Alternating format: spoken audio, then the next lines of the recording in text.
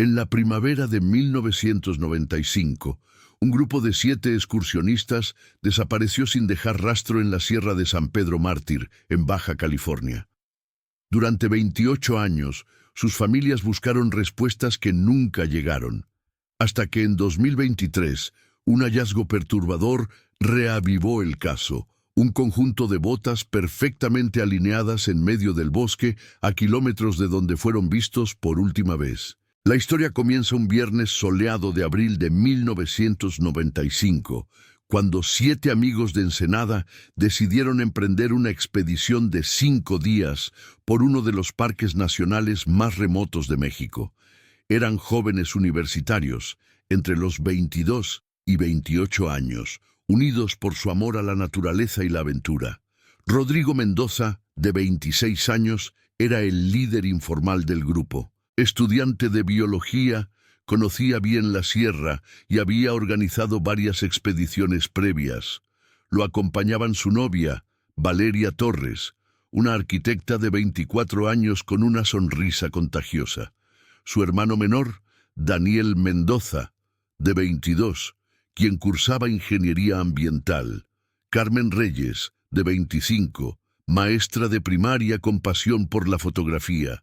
Javier Ortiz, de 27, mecánico y el más bromista del grupo. Laura Gutiérrez, de 23, estudiante de medicina. Y finalmente, Tomás Navarro, de 28, contador y el más cauteloso de todos. El plan era sencillo: partir desde el poblado de San Telmo, ascender por la vertiente oriental de la sierra, acampar en 3 puntos diferentes y regresar el martes siguiente. Llevaban provisiones para una semana, equipo de campamento adecuado, mapas detallados y radios de largo alcance. Todos eran excursionistas experimentados. Nadie esperaba que algo saliera mal. Si estás disfrutando de esta historia, no olvides suscribirte al canal y déjanos un comentario diciéndonos desde dónde nos estás viendo. Tu apoyo significa mucho para nosotros y nos ayuda a seguir trayéndote contenido como este. El viernes por la mañana, a las 7 en punto, el grupo se despidió de sus familias en el estacionamiento del restaurante La Cabaña, en las afueras de Ensenada. El cielo estaba despejado y el aire olía a pino y tierra húmeda. Los padres de Rodrigo y Daniel, don Alberto y doña Luz Mendoza, ayudaron a cargar las mochilas en las 2 camionetas que utilizarían para llegar al punto de partida. Don Alberto, un hombre de 60 años, con manos curtidas por el trabajo en su taller mecánico, abrazó a sus hijos con fuerza. «Cuídense mucho, mijos, y acuérdense de marcar cuando lleguen al primer campamento», les dijo con voz firme, pero llena de cariño. «No se preocupe, papá, estaremos bien», respondió Rodrigo con confianza, ajustándose la gorra azul que siempre llevaba en sus excursiones. Las familias se quedaron despidiéndolos con la mano mientras las camionetas se alejaban por la carretera transpeninsular rumbo al sur. Nadie imaginaba que esa sería la última vez que los verían. El trayecto hasta San Telmo duró aproximadamente 3 horas. El pequeño poblado, con apenas 200 habitantes, servía como último punto de acceso a la sierra antes de adentrarse en territorio completamente salvaje. Allí dejaron una de las camionetas en casa de don Ernesto Maldonado, un ranchero de 70 años que conocía a Rodrigo de expediciones anteriores.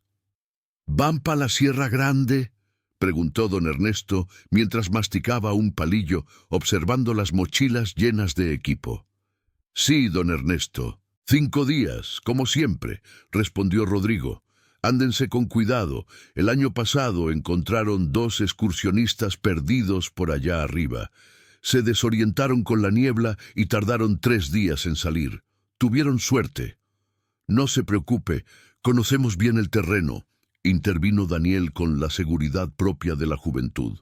Don Ernesto asintió lentamente, sin perder la expresión de preocupación en su rostro arrugado. «Igual les dejo mi número. Si para el miércoles no han vuelto, avísenme o yo aviso». Estaremos de regreso el martes en la tarde, prometió Rodrigo. A las 11 de la mañana, el grupo comenzó la caminata desde el punto conocido como El Caracol, un mirador natural desde donde se podía ver todo el valle. El clima era perfecto. 23 grados centígrados, brisa suave y visibilidad excelente. Carmen, la maestra de primaria, tomó varias fotografías del grupo antes de partir. En una de ellas, que después se convertiría en icónica, los 7 amigos posaban sonrientes con sus mochilas, sin saber que estaban a punto de convertirse en protagonistas de uno de los misterios más desconcertantes de México. Durante las primeras horas, el ascenso transcurrió sin contratiempos. El sendero era claramente visible, marcado por generaciones de excursionistas y pobladores locales. Los pinos, Jeffrey y los robles se alzaban imponentes a ambos lados del camino, creando un dosel verde que filtraba la luz del sol en rayos dorados. El grupo avanzaba en fila india, con Rodrigo liderando y Tomás cerrando la marcha, como siempre hacían. «Este aire es medicina pura», comentó Laura, la estudiante de medicina, mientras respiraba profundamente. «Por eso venimos aquí, para limpiar los pulmones de todo el smog de la ciudad», agregó Javier, el mecánico, quien caminaba justo detrás de ella. Alrededor de las 3 de la tarde, el grupo alcanzó su primer destino, un claro junto al arroyo Las Truchas, aproximadamente a 1800 metros de altitud. El lugar era idílico, con agua cristalina corriendo entre rocas cubiertas de musgo y un espacio amplio para montar las 3 carpas que llevaban. Como era costumbre, Rodrigo tomó su radio portátil y llamó a don Ernesto para confirmar su llegada. «Don Ernesto, aquí Rodrigo. Llegamos al primer campamento. Todo bien». «Recibido, muchacho. Que descansen», respondió la voz entrecortada del ranchero a través de la estática. Esa sería la última comunicación registrada del grupo. La tarde transcurrió entre risas, comida caliente preparada en las estufas portátiles y anécdotas de expediciones pasadas. Carmen tomó más fotografías, capturando momentos de camaradería que nadie sospecharía serían las últimas imágenes del grupo con vida. Cuando el sol comenzó a descender detrás de las montañas, pintando el cielo de naranjas y rojos intensos, los 7 amigos se reunieron alrededor de la fogata que Javier había encendido. «Mañana vamos a subir hasta el Picacho del Diablo», anunció Rodrigo, refiriéndose al pico más alto de Baja California. «Si todo va bien, llegaremos al mediodía». «¿Creen que veamos cóndores?», preguntó Valeria, emocionada. «Es posible. La última vez vi 2 desde el segundo campamento», respondió Daniel. La conversación continuó hasta que la noche cayó por completo y el frío de la sierra los obligó a refugiarse en las carpas. A las 9 de la noche, todas las linternas se apagaron. El silencio del bosque los envolvió, interrumpido solo por el murmullo constante del arroyo y el ocasional ulular de un búho. El sábado por la mañana, según el plan original, el grupo debía levantar el campamento y continuar hacia el segundo punto, a mayor altitud. Pero algo sucedió esa noche, o en las primeras horas del amanecer, que cambió todo. Algo que nadie fue capaz de explicar durante casi 3 décadas. El martes 25 de abril, cuando el grupo no regresó a San Telmo, según lo acordado, don Ernesto comenzó a preocuparse. Intentó comunicarse por radio sin obtener respuesta. Esperó hasta la tarde, pensando que tal vez se habían retrasado. Pero al caer la noche sin noticias, tomó su camioneta y condujo hasta Ensenada para alertar a las familias. Don Alberto Mendoza recibió la noticia como un golpe en el estómago. Rodrigo siempre cumple con sus tiempos. Si no han regresado, es porque algo malo pasó, dijo con la voz quebrada. Esa misma noche se organizó una reunión de emergencia en la casa de los Mendoza. Acudieron los padres de los 7 jóvenes, todos sumidos en una angustia creciente. decidieron no esperar más. A primera hora del miércoles denunciarían la desaparición ante las autoridades. El miércoles 26 de abril, a las 8 de la mañana, las 7 familias presentaron la denuncia formal ante la Procuraduría General de Justicia del Estado de Baja California. El comandante Héctor Villegas, un policía de 45 años con 20 de experiencia, fue asignado al caso. Era un hombre serio, de estatura mediana, con el cabello ya grisáceo y una reputación de ser meticuloso en sus investigaciones. «Vamos a encontrarlos», prometió a las familias reunidas en su oficina. «Organizaremos un operativo de búsqueda inmediatamente». Para el jueves por la mañana, un equipo de rescate compuesto por 20 personas, incluyendo elementos de protección civil, policías estatales, guías locales y voluntarios, partió hacia la Sierra de San Pedro Mártir. Entre ellos iban don Alberto y el padre de Javier, don Roberto Ortiz, un exmilitar que no podía quedarse de brazos cruzados. El primer objetivo era llegar al campamento junto al arroyo Las Truchas, donde Rodrigo había hecho su última comunicación. El equipo llegó al lugar alrededor del mediodía. Lo que encontraron los dejó perplejos. El campamento estaba completamente desierto. Las 3 carpas permanecían montadas y en perfecto estado, con las cremalleras de entrada cerradas desde adentro. Los sacos de dormir estaban dentro, algunos aún con la forma del cuerpo que los había ocupado. La comida, los utensilios de cocina y todo el equipo permanecían organizados y sin señales de desorden o violencia. Las mochilas con la ropa y los efectos personales seguían en su lugar, pero de los 7 excursionistas no había ni rastro. «Es como si se hubieran levantado y marchado sin llevar nada», comentó uno de los rescatistas, observando la escena con incredulidad. Lo más desconcertante era que las 7 botas de montaña estaban perfectamente alineadas junto a la fogata apagada.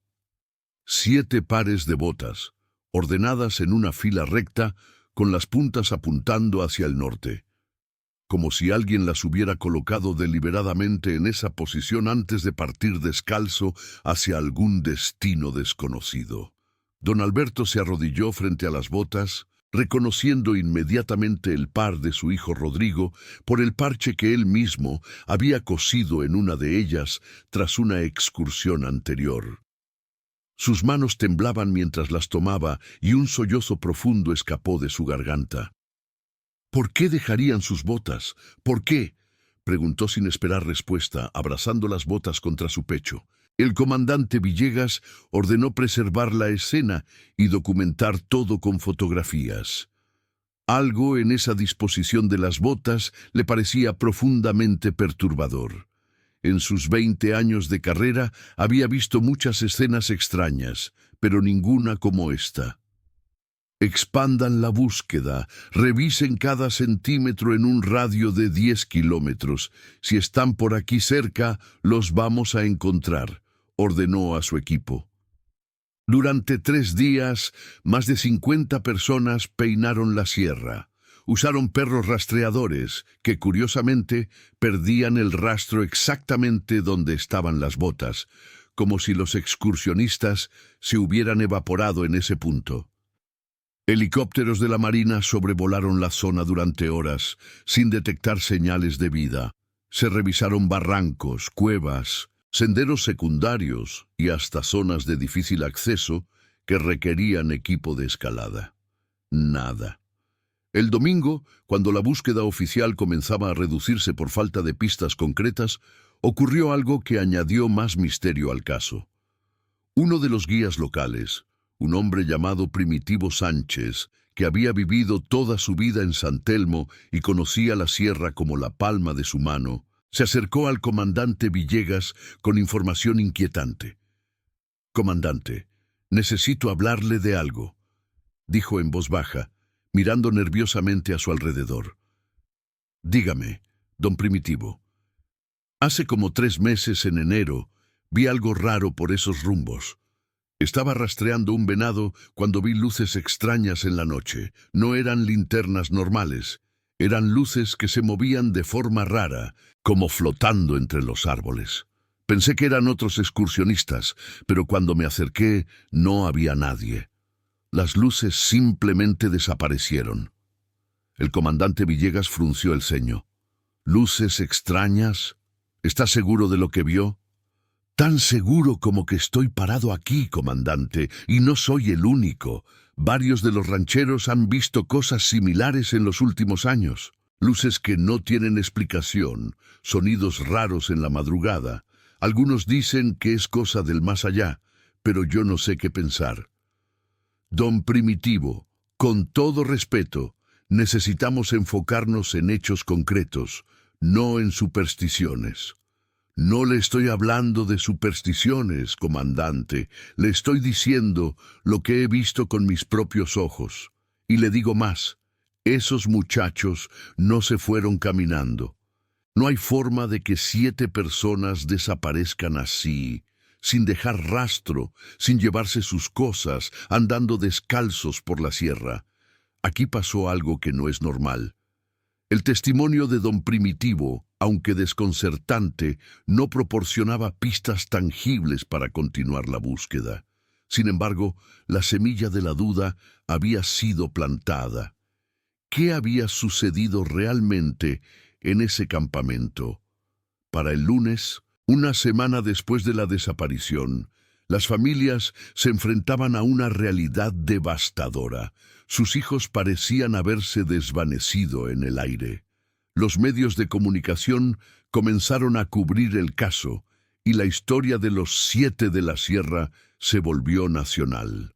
Doña Luz Mendoza, la madre de Rodrigo y Daniel, dio una conferencia de prensa desgarradora en las oficinas de la Procuraduría. Mis hijos están en algún lugar, perdidos, heridos tal vez, necesitando ayuda. No puedo creer que simplemente se los tragó la tierra. Alguien debe saber algo. Alguien debe haberlos visto, decía entre lágrimas, mientras su esposo la sostenía del brazo. La familia Torres, padres de Valeria, contrató a un investigador privado llamado Marcos Fuentes, un ex agente del Ministerio Público con fama de resolver casos difíciles. Fuentes llegó a la sierra 2 semanas después de la desaparición y pasó 3 días examinando el campamento y sus alrededores. «Hay algo que no cuadra», le dijo al comandante Villegas durante una reunión en San Telmo. «¿Por qué las botas? ¿Por qué dejarían todo su equipo? Si alguien los atacó, habría señales de lucha. Si se desorientaron y se perdieron, se habrían llevado sus mochilas, su comida, sus mapas y definitivamente sus botas. Nadie camina descalzo por esta sierra voluntariamente». «¿Qué sugiere entonces?», preguntó Villegas, claramente frustrado por la falta de avances. «Sugiero que consideremos todas las posibilidades, incluyendo las menos convencionales.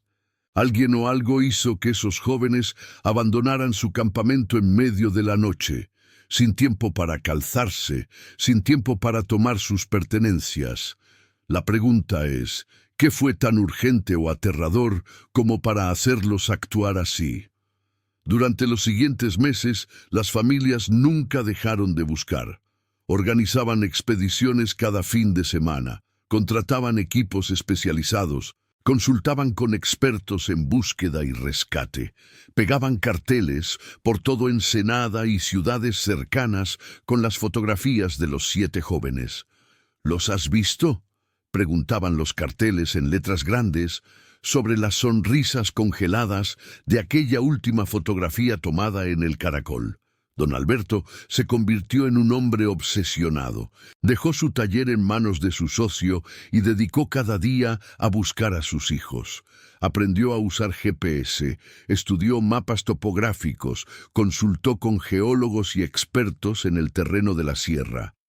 Su esposa, doña Luz, montó un altar en la sala de su casa con las fotografías de Rodrigo y Daniel, rodeado de veladoras que mantenía encendidas día y noche. «No voy a descansar hasta encontrarlos», repetía don Alberto cada vez que alguien le sugería que era tiempo de aceptar lo peor.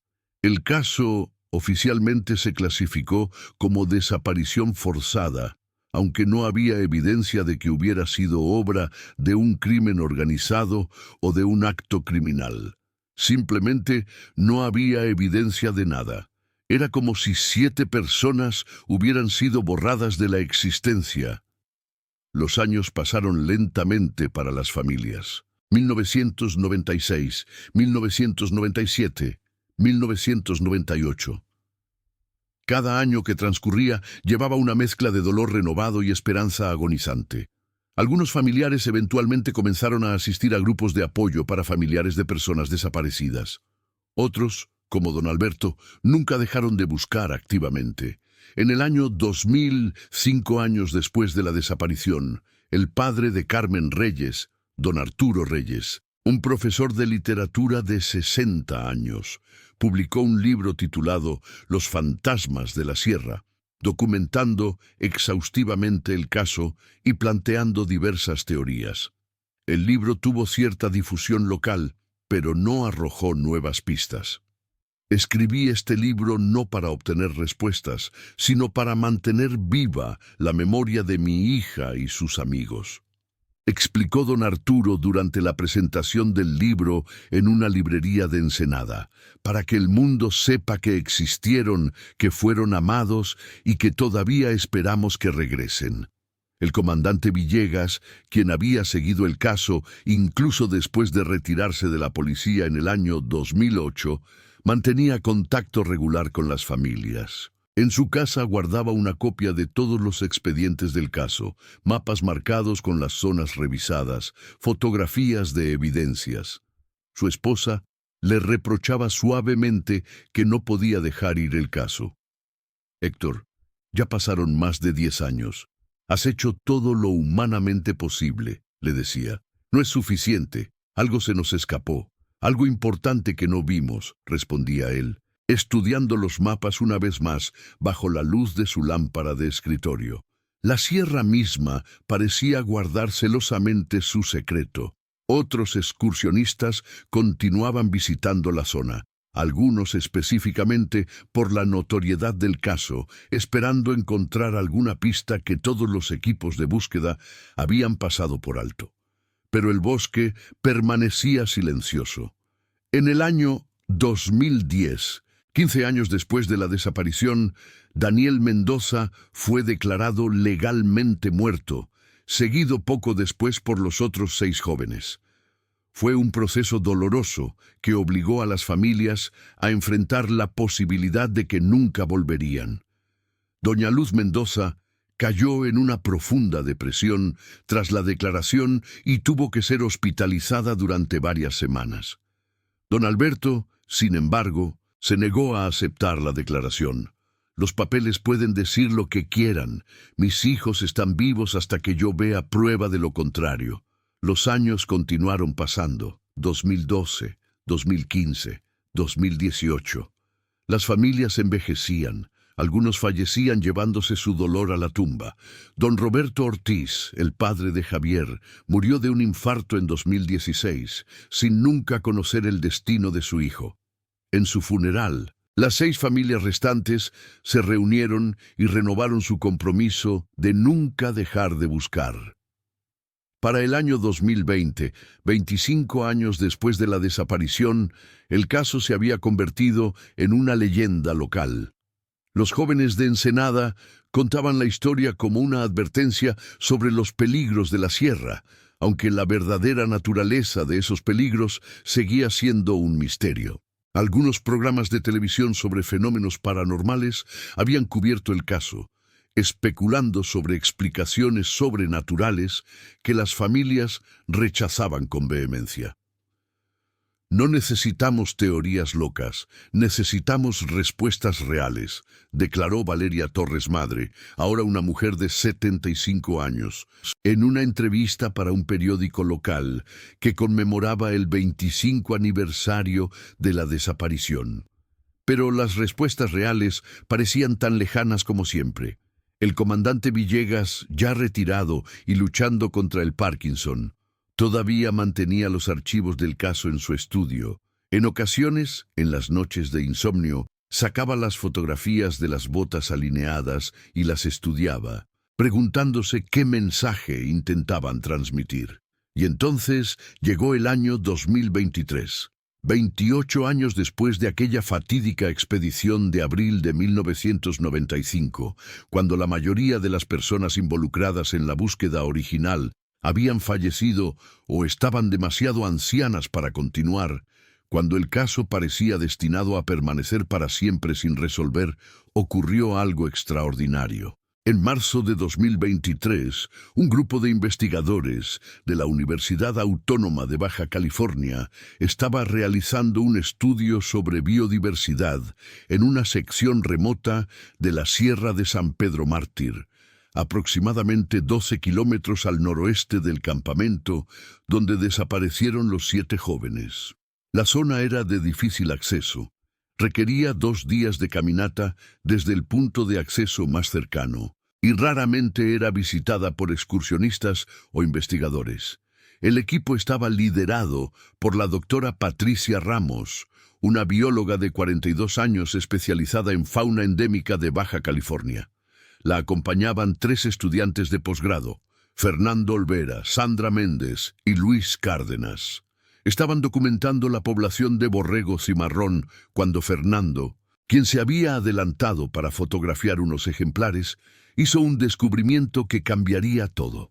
En un pequeño claro del bosque, oculto entre densos matorrales de manzanita y rodeado de pinos milenarios, Fernando encontró algo imposible: 7 pares de botas de montaña, perfectamente alineadas en una fila recta, con las puntas apuntando hacia el norte.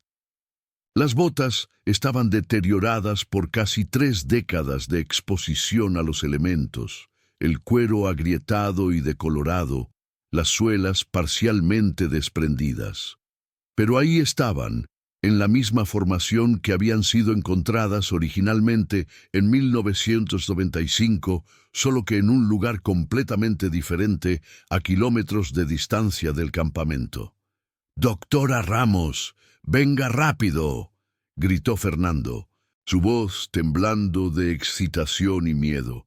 Cuando la doctora Ramos y los demás llegaron al claro y vieron las botas, un silencio helado los envolvió. Todos conocían la historia de los 7 desaparecidos de 1995. Era parte del folclore local, una historia que se contaba en las universidades y centros de investigación como advertencia sobre los peligros de la sierra. Comenzó Sandra, sin poder terminar la pregunta. No podemos estar seguros sin verificación, pero la disposición, el número. La doctora Ramos sacó su teléfono celular y comenzó a tomar fotografías desde todos los ángulos. Esto no puede ser coincidencia. Lo más perturbador era el estado de las botas. Aunque claramente habían estado expuestas a los elementos durante décadas, no mostraban señales de haber sido movidas por animales o erosionadas por el viento y la lluvia, como sería de esperarse. Estaban exactamente donde alguien las había colocado, como si el tiempo se hubiera detenido en ese claro específico. Alrededor de las botas, el suelo estaba cubierto por una gruesa capa de agujas de pino y hojas secas acumuladas durante años. La doctora Ramos se arrodilló cuidadosamente y comenzó a examinar el área sin tocar nada. «Hay algo más aquí», susurró, apartando delicadamente algunas hojas con un palo. Debajo de las agujas de pino, apenas visibles, había marcas en la tierra. Líneas rectas y círculos que parecían haber sido trazados deliberadamente. Estos patrones no son naturales. ¿Deberíamos llamar a la policía?, preguntó Luis, el más joven del grupo. «Inmediatamente», respondió la doctora Ramos, aunque sabía que en esa zona remota no tenían señal de teléfono celular. «Pero primero documentemos todo. Esto podría ser la clave que las familias han estado buscando durante 28 años. Durante las siguientes 2 horas, el equipo fotografió y documentó meticulosamente el claro. Tomaron medidas, registraron las coordenadas GPS exactas, crearon un mapa detallado del sitio. Fernando, quien había estudiado el caso de los desaparecidos para un proyecto universitario años atrás, recordaba detalles específicos de las botas originales que ahora comparaba con las que tenían frente a ellos. «Doctora, mire esto», señaló una de las botas, «este parche cosido a mano. En los archivos del caso hay una fotografía que muestra exactamente este mismo parche. Era la bota de Rodrigo Mendoza, el líder del grupo». La confirmación hizo que un escalofrío recorriera la espalda de todos. No había duda. Estas eran las mismas botas que habían sido encontradas en el campamento en 1995. Pero ¿cómo habían llegado hasta aquí? ¿Quién o qué las había movido? ¿Y por qué mantener la misma disposición exacta?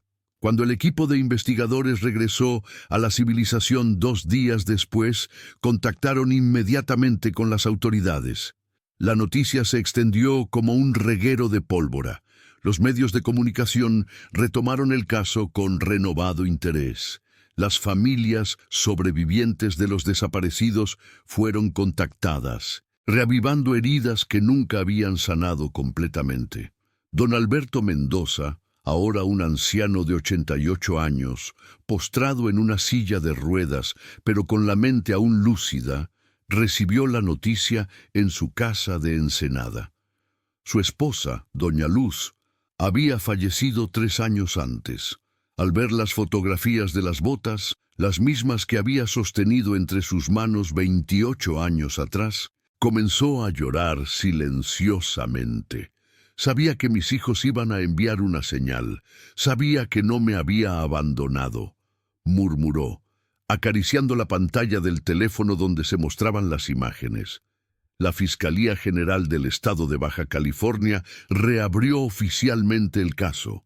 Un nuevo equipo de investigadores, liderado por la fiscal Ana Beltrán, una mujer de 38 años, con experiencia en casos de personas desaparecidas, se hizo cargo. También contactaron al comandante Villegas, quien a pesar de su edad avanzada y su enfermedad, insistió en ser parte de la nueva investigación. «He esperado 28 años por esto», le dijo a la fiscal Beltrán cuando se reunieron en su oficina. «No voy a quedarme fuera ahora». El viernes 14 de abril de 2023, un equipo multidisciplinario de más de 30 personas, incluyendo policías, forenses, antropólogos, biólogos y expertos en búsqueda y rescate, partió hacia el claro donde habían sido encontradas las botas. Entre ellos iba Fernando Olvera, el estudiante que había hecho el hallazgo inicial, como guía. El clima ese día era similar al de 1995. Cielo despejado, temperatura agradable, visibilidad perfecta. Cuando el equipo llegó al claro al mediodía del sábado, después de una noche de campamento en el trayecto, encontraron que las botas seguían exactamente donde habían sido documentadas 3 semanas antes. La fiscal Beltrán ordenó acordonar toda el área. Los forenses comenzaron a trabajar meticulosamente, usando herramientas y técnicas modernas que no existían en 1995. Escáneres de terreno, drones con cámaras térmicas, perros especializados en detección de restos humanos. Mientras el equipo forense trabajaba en el claro, otros grupos se dispersaron en círculos concéntricos, buscando cualquier otra evidencia. El comandante Villegas, a pesar de sus 79 años y su condición de salud, insistió en participar activamente.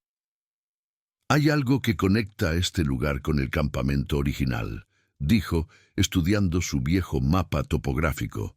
«No es solo la distancia, hay un patrón». Y tenía razón.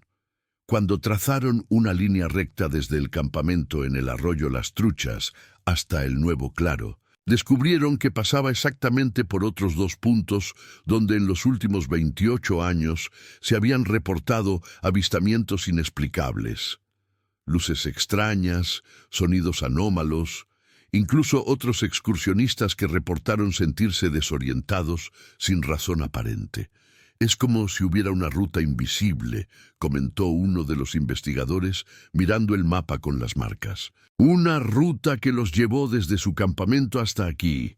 El segundo día de excavación en el claro, los perros detectores comenzaron a mostrar interés en un área específica, aproximadamente 20 metros al norte de donde estaban las botas. Los forenses empezaron a cavar cuidadosamente. A 30 centímetros de profundidad encontraron algo que dejó a todos sin aliento: una mochila, o lo que quedaba de ella. Era una mochila de excursionismo marca Kelty, de color verde oscuro, casi completamente desintegrada por la humedad y el tiempo, pero aún reconocible. Dentro encontraron restos de ropa también deteriorada, una brújula oxidada y, lo más importante, una billetera con documentos protegidos en plástico que, milagrosamente, aún eran legibles. «Es de Carmen Reyes», anunció la forense jefe, doctora Mónica Estrada, leyendo la identificación. La maestra que tomaba fotografías. El hallazgo confirmaba lo que todos sospechaban. Este lugar estaba definitivamente conectado con los desaparecidos de 1995. Pero solo generaba más preguntas. ¿Cómo había llegado la mochila hasta aquí? ¿Dónde estaban las otras 6 mochilas?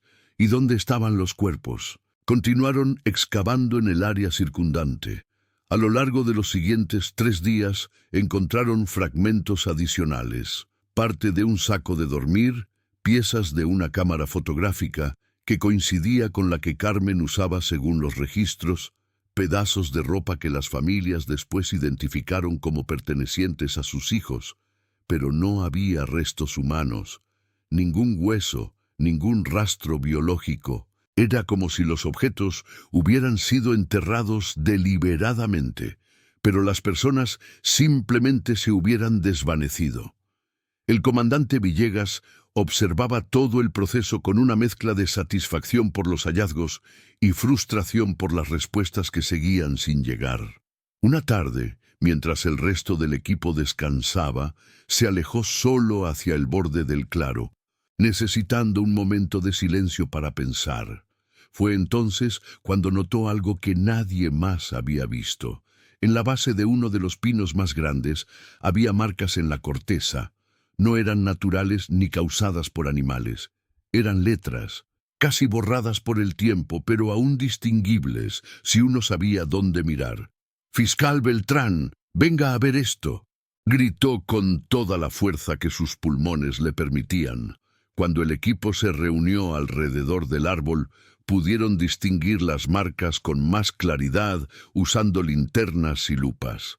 Eran palabras grabadas toscamente en la corteza, probablemente con una navaja o piedra afilada. El mensaje decía: «No nos olviden, seguimos aquí, 7 juntos, R.M. Rodrigo Mendoza». El silencio que siguió fue absoluto. Hasta los sonidos del bosque parecieron detenerse. La fecha de las marcas era imposible de determinar con exactitud, pero la profundidad del grabado y el grado de cicatrización del árbol sugerían que habían sido hechas hacía muchos años. «Estaban vivos», susurró la fiscal Beltrán. «Al menos uno de ellos estuvo aquí vivo, con capacidad de grabar este mensaje». «¿Pero cuándo?», preguntó la doctora Estrada. «Fue días después de su desaparición, meses, años». El comandante Villegas tocó suavemente las letras con sus dedos temblorosos. «Y si estaban vivos, ¿por qué no pidieron ayuda? ¿Por qué dejaron las botas así? ¿Qué los mantenía aquí?». Las preguntas se multiplicaban sin respuestas satisfactorias. El equipo tomó muestras de la corteza del árbol para análisis de datación.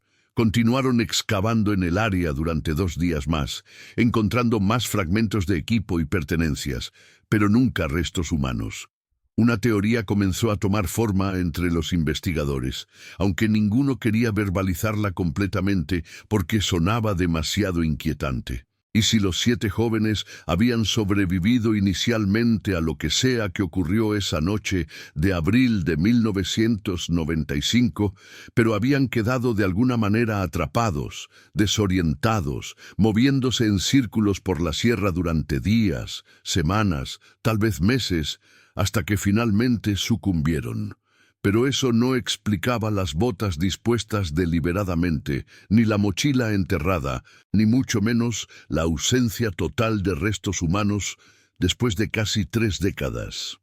El 10º día de la nueva búsqueda, cuando el equipo estaba a punto de regresar a la ciudad para analizar toda la evidencia recolectada, uno de los drones equipados con cámara térmica detectó algo interesante aproximadamente 1 kilómetro más al norte, una anomalía en el terreno que no parecía natural. Un grupo de 5 investigadores, incluyendo Fernando Olvera y 2 policías, fue enviado a verificar.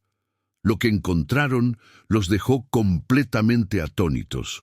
Otra alineación de objetos, pero esta vez no eran botas. Eran 7 piedras del tamaño de una cabeza humana, colocadas en círculo perfecto alrededor de lo que parecían ser los restos de una fogata antigua.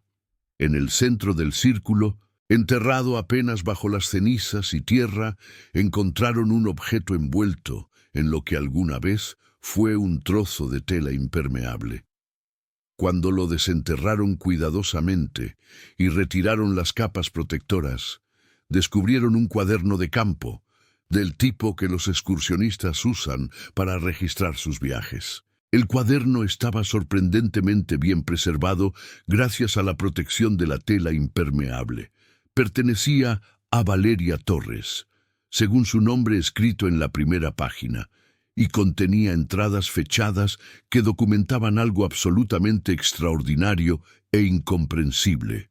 La primera entrada era del 22 de abril de 1995, el día que llegaron al campamento del Arroyo Las Truchas. Era una entrada alegre, describiendo el viaje, el hermoso clima, los planes para los días siguientes. La letra era clara y regular, pero las entradas siguientes contaban una historia completamente diferente. Entrada del 23 de abril. Algo extraño está pasando. Nos despertamos esta madrugada por un sonido que nunca habíamos escuchado, como un zumbido constante que parecía venir de todas partes y de ninguna. Rodrigo salió a investigar, pero no encontró nada. El sonido duró casi 1 hora y luego se detuvo tan repentinamente como comenzó. Todos estamos nerviosos, pero tratamos de calmarnos. Debe haber una explicación lógica, tal vez algún fenómeno natural que desconocemos. Entrada del 24 de abril. El segundo día debería haber sido fácil, pero todo salió mal. El GPS dejó de funcionar. Las brújulas apuntan en direcciones inconsistentes. Intentamos seguir los mapas, pero los senderos no están donde deberían estar. Es como si el terreno hubiera cambiado. Rodrigo insiste en que conoce esta sierra de memoria, pero hasta él está confundido. Decidimos regresar al campamento, pero después de caminar todo el día en lo que pensábamos era la dirección correcta, terminamos en un lugar que ninguno de nosotros reconoce. Acampamos aquí esta noche. Todos estamos asustados, aunque tratamos de no demostrarlo. La fiscal Beltrán leyó las entradas en voz alta al resto del equipo reunidos alrededor del campamento base esa noche. El silencio era solo interrumpido por el crepitar de la fogata y el murmullo distante del viento entre los pinos. Entrada del 25 de abril. Tercer día. O eso creemos. El tiempo parece moverse diferente aquí. Tratamos de usar los radios, pero solo hay estática. Intentamos hacer señales de humo, pero el humo simplemente se disipa en el aire sin subir. Es como si estuviéramos en un lugar diferente del resto del mundo. Javier está empezando a perder la calma. Daniel también. Carmen toma fotografías constantemente. Dice que necesitamos documentar todo. Rodrigo hace lo que puede para mantenernos unidos. Dice que vamos a encontrar el camino de salida. Las entradas continuaban, cada una más inquietante que la anterior. Describían días que se convertían en semanas según su percepción, aunque el cuaderno sugería que todo ocurrió en un periodo mucho más corto. Hablaban de encontrarse una y otra vez en los mismos lugares sin importar qué dirección tomaran. De días sin hambre seguidos de hambre voraz. De noches que duraban lo que parecían horas o días enteros. Entradas sin fecha específica. Ya no sabemos cuánto tiempo hemos estado aquí. Las provisiones deberían haberse acabado hace tiempo, pero cuando revisamos las mochilas, todavía hay comida. O a veces no hay nada, y al día siguiente está todo de nuevo. Nada tiene sentido. Tomás dice que estamos muertos, y esto es el purgatorio. Laura, que estudia medicina, insiste en que debe haber una explicación científica. Tal vez estamos sufriendo alucinaciones colectivas por alguna toxina en el aire o el agua, pero todos vemos lo mismo, sentimos lo mismo. El comandante Villegas, escuchando las lecturas, sintió que su comprensión de la realidad se tambaleaba. En sus décadas de experiencia investigando crímenes, había visto cosas terribles, pero esto era diferente. Esto desafiaba toda lógica. Las últimas entradas del cuaderno eran aún más perturbadoras. Hemos decidido dejar marcas, señales de que estuvimos aquí. Nuestras botas no nos sirven de nada en este lugar donde el terreno cambia constantemente. Las dejamos alineadas, apuntando norte hacia donde creemos que está la salida, aunque ya no estamos seguros de que el norte signifique algo aquí. Enterramos nuestras cosas, creamos patrones, grabamos mensajes en los árboles. Tal vez alguien los encuentre algún día, tal vez alguien comprenda lo que nos pasó. Y la entrada final, escrita con letra temblorosa. Rodrigo dice que vio una luz diferente hoy, no como las otras luces extrañas que hemos visto. Esta es cálida, invitante, está en una dirección que nunca habíamos explorado porque nos daba miedo. Pero ahora ya no tenemos miedo, estamos cansados de estar perdidos. Vamos a seguir esa luz, los 7 juntos. Si alguien encuentra este cuaderno, díganle a nuestras familias que los amamos, que siempre los amamos, que tratamos de volver. B.T. Abril 1995. Esa era la última entrada. El resto de las páginas estaban en blanco. La fiscal Beltrán cerró el cuaderno con cuidado. Sus manos temblaban visiblemente. ¿Qué significa esto? ¿Qué les pasó a estos jóvenes? Nadie tenía respuesta. El cuaderno fue cuidadosamente preservado como evidencia. Los análisis posteriores de laboratorio confirmaron que era auténtico, que la letra era de Valeria Torres, comparada con muestras de su escritura de 1995, que el papel y la tinta correspondían a ese período temporal. Las familias fueron informadas de los hallazgos. Don Alberto Mendoza pidió leer personalmente el cuaderno. Cuando terminó, lloró como no había llorado en décadas. Mis hijos no abandonaron, lucharon hasta el final, trataron de volver a casa, dijo entre sollozos, pero algo, no sé qué, se los llevó, ese lugar, ese maldito lugar se los tragó. Mail, la noticia del cuaderno y las entradas generó un debate nacional. Científicos, parapsicólogos, escépticos, creyentes, todos tenían opiniones. Algunos hablaban de anomalías magnéticas en la sierra que podían causar desorientación severa. Otros mencionaban casos similares en diferentes partes del mundo, lugares donde personas desaparecían en circunstancias inexplicables. Un equipo de geofísicos de la Universidad Nacional Autónoma de México fue enviado a estudiar el área. Descubrieron efectivamente anomalías magnéticas inusuales, concentraciones de minerales que podían interferir con brújulas y equipos electrónicos. Pero eso no explicaba todo lo demás. La percepción distorsionada del tiempo, los objetos que aparecían y desaparecían, las luces inexplicables. Podemos explicar algunos elementos con ciencia conocida, admitió el jefe del equipo de geofísicos, el doctor Ramón Villalobos. en una conferencia de prensa. Pero hay aspectos de este caso que están más allá de nuestra comprensión actual.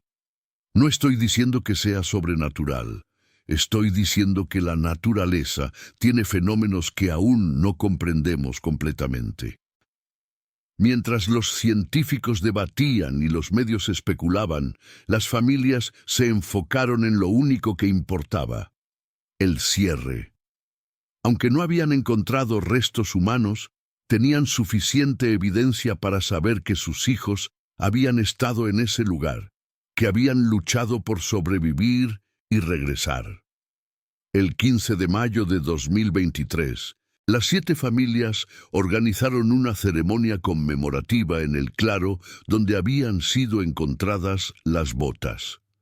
Fueron transportados en helicóptero debido a la edad avanzada de muchos de ellos.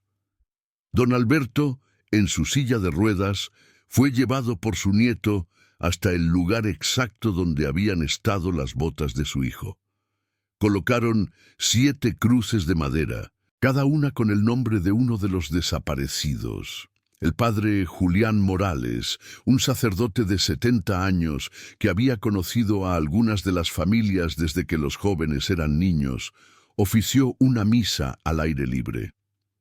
Señor, acoge a estos 7 jóvenes que salieron en busca de aventura y belleza en tu creación, y que por razones que solo tú conoces no regresaron a casa. Oró el padre Morales mientras las familias lloraban.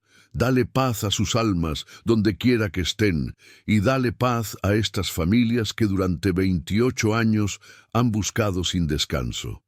Después de la ceremonia, cada familia tomó una de las botas originales que habían sido devueltas después del análisis forense.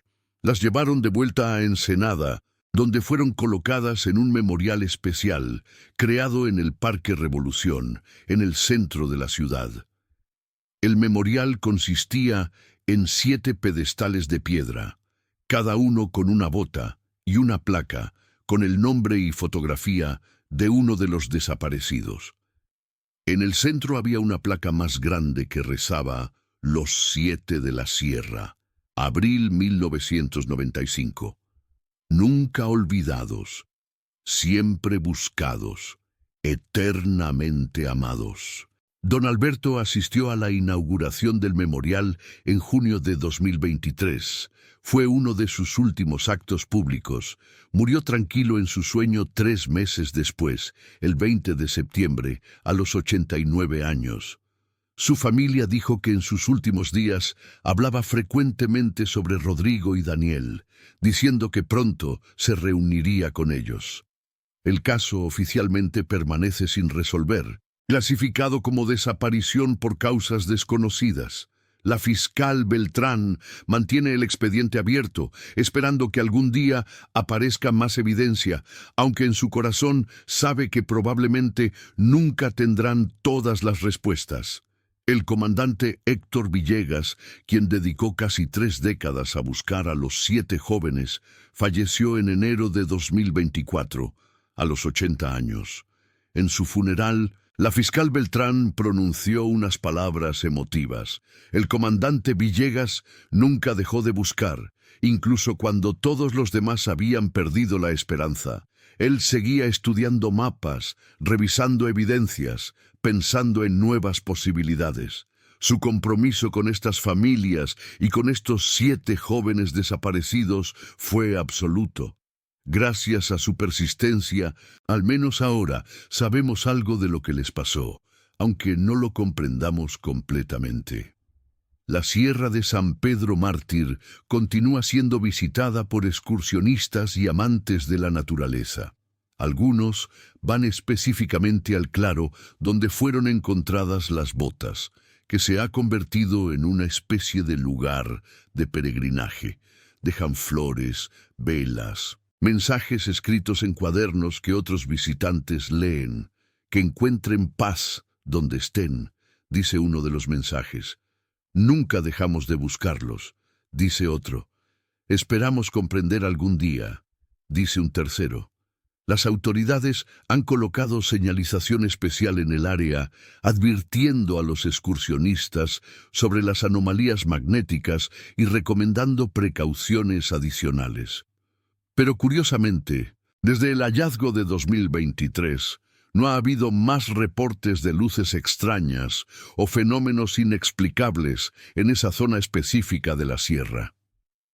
Es como si el bosque, después de finalmente revelar parte de su secreto, hubiera decidido guardar silencio.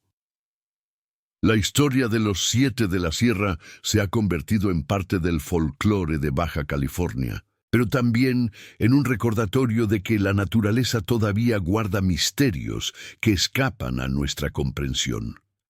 No todo puede ser explicado con lógica o ciencia.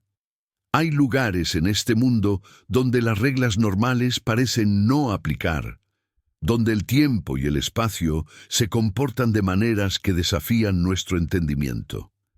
Para las familias que quedan, ahora en su mayoría ancianas o fallecidas, el hallazgo del cuaderno y las nuevas evidencias proporcionaron algo de paz, aunque incompleta. Saben que sus hijos no sufrieron un crimen violento. Saben que permanecieron juntos hasta el final. Saben que trataron desesperadamente de regresar. Valeria Torres Madre, ahora de 81 años y la última sobreviviente directa de los padres originales, visita el memorial cada domingo. Se sienta en un banco frente al pedestal de su hija y le habla como si pudiera escucharla. Te buscamos por tanto tiempo, mi niña, por tanto tiempo. Y cuando finalmente encontramos algo, solo generó más preguntas. Pero al menos sé que no te rendiste, que luchaste hasta el final. Eso me da paz, aunque mi corazón todavía duela todos los días. En noches tranquilas en Ensenada, cuando el viento sopla desde la sierra, algunos residentes más viejos dicen que si escuchas con atención, puedes oír voces jóvenes llevadas por la brisa. Voces que llaman, que buscan el camino a casa. Son solo leyendas, por supuesto. Historias que la gente cuenta para darle sentido a lo incomprensible.